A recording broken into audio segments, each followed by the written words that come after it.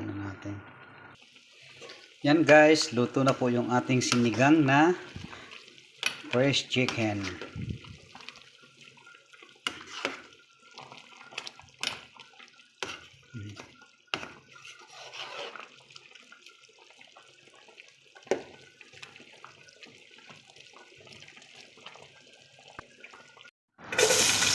Yan, luto po tayo ng sinigang na manok fresh chicken.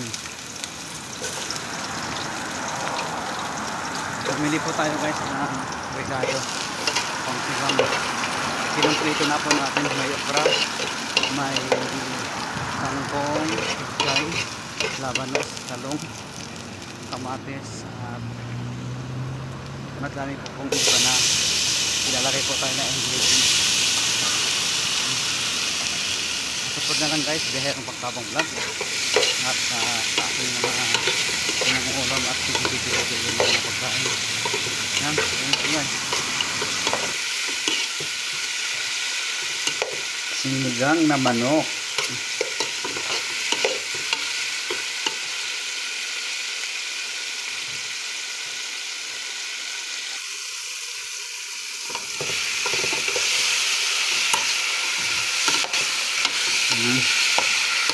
Ito na guys yung fresh chicken. Mostly tinatanggalan po natin ng balat kasi yung balat, bawal po tayo sa balat po ng manok.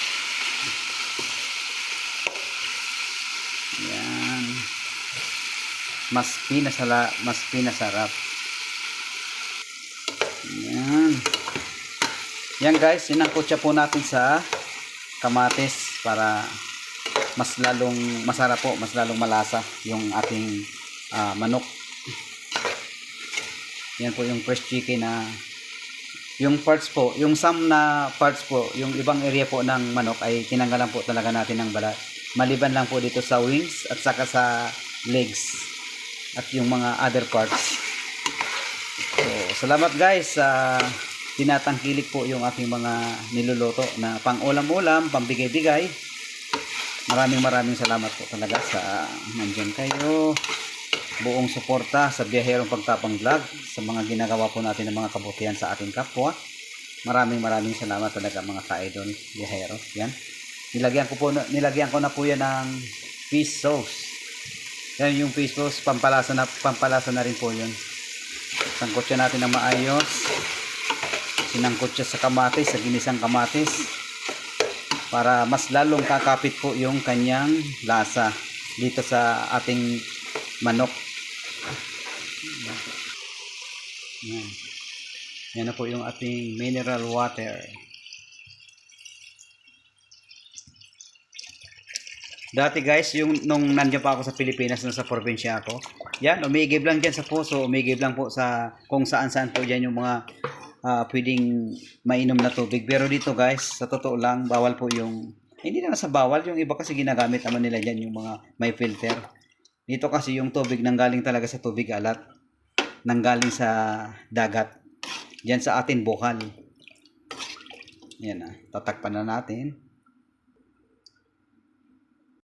So ito nga po pala guys yung ginagamit natin na asin, Himalayan salt.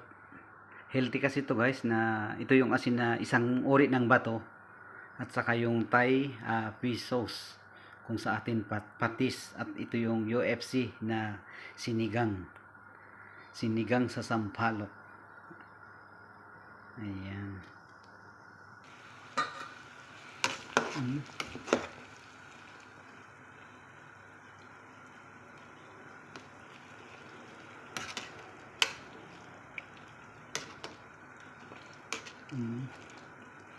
Pakuluan po natin ng 15 minutes dahil hindi naman po gaanong kalakihan yung ating pagkahiwa ng ating fresh chicken. Pero mas masarap talaga guys sa manok kung masyado po natin na napalambot.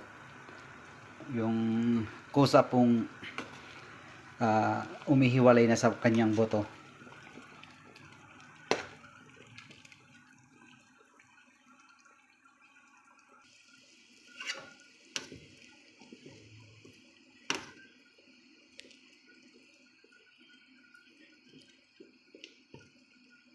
Ayan guys, malambot na po yung ating sinigang na manok. Lagay na natin yung radish.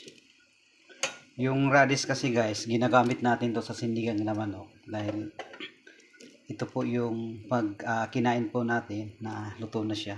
Kapit na kapit po yung lasa ng manok sa radish. Hindi naman po kalakihan yung pagkahiwa niya, kaya pwede na po natin ilagay po yung ating talong.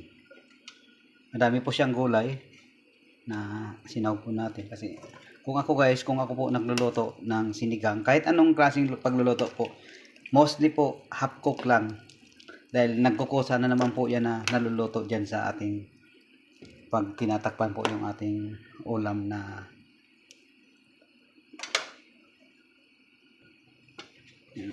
okra.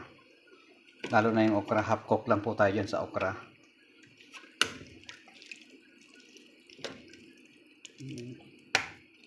Yan, pwede na natin takpan. Yan, kumukulo na siya.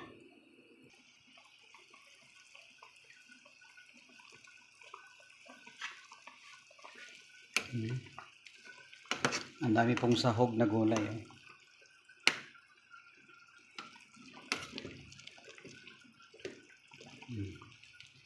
Yan po yung meat.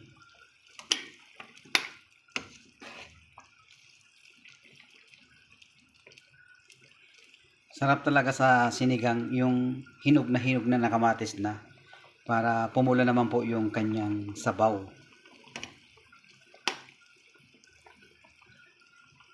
Yan, after 5 minutes pwede na po natin ilagay yung ating pichay at saka kangkong. So after that, tapos na po.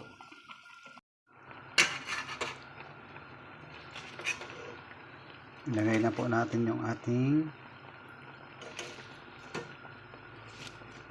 pichay at kangkong.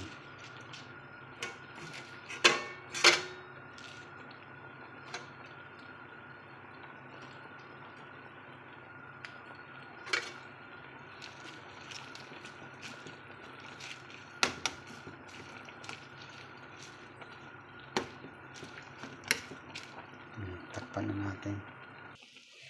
Yan guys, luto na po yung ating sinigang na fresh chicken.